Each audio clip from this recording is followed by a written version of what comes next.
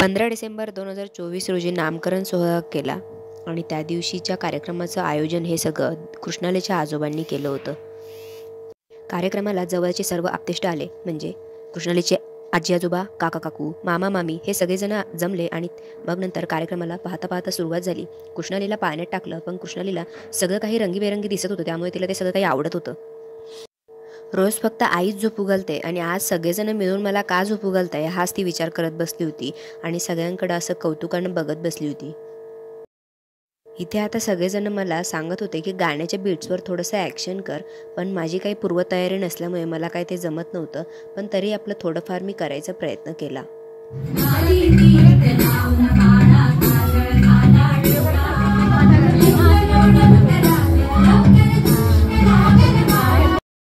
मी करत असलेल्या बीट्सवरची कोरिओग्राफी बघून कृष्णालीला पण काहीतरी वेगळंच वाटत होतं, म्हणून मीच आपला हात आवर्त घेतला आणि करायचं थांबवलं.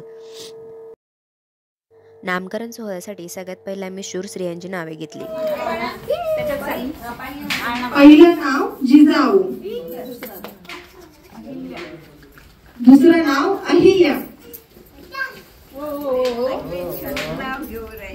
तिसरं नाव सावित्री,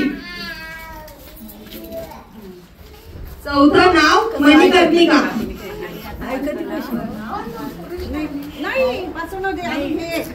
कृष्णाली.